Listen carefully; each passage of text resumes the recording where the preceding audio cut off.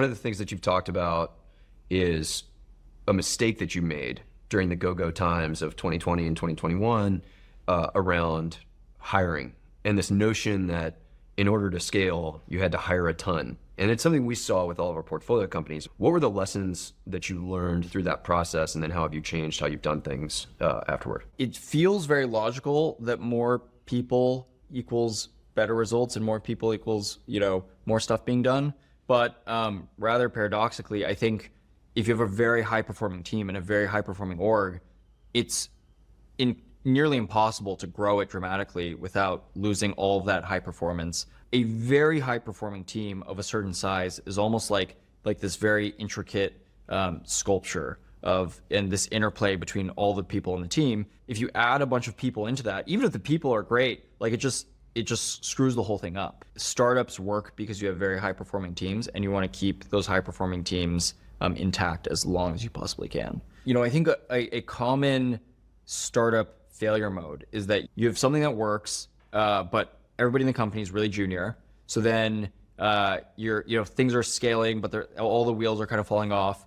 Your investors tell you, hey, you should hire some executives. So you go through the exec searches, you bring in exec, and then you give the exec a lot of rope. And your execs say, hey, we need to hire a massive team for us to hit our results. And you're like, yeah, I'm pretty experienced. You seem really experienced. Let's do what you say. And the reality is I think this almost always results in ruin. I think that this isn't to say that you can't hire executives from the outside, but I think what you need to do when you hire executives from the outside is they really get steeped in how the company works. And before they make any major sweeping suggestions, they get into the rhythm and the operations of the company, and they understand why does the whole thing work in the first place? Why are the things that are working?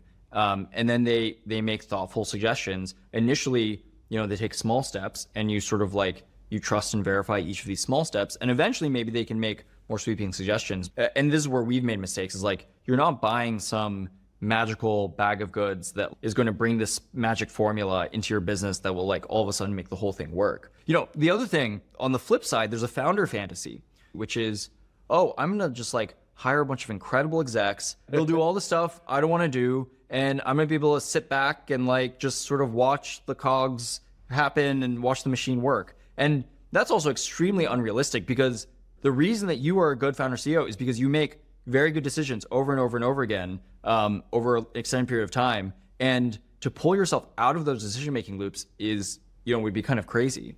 That's a pattern we've seen a lot, which is I'm going to hire executives, I'm going to step back a bit, and then it's oh shit, realization that hey, some big decisions go wrong, and wait, this is the point of me being here. Yeah, I think that a lot of startups and a lot of companies are valuable because of an innovation premium.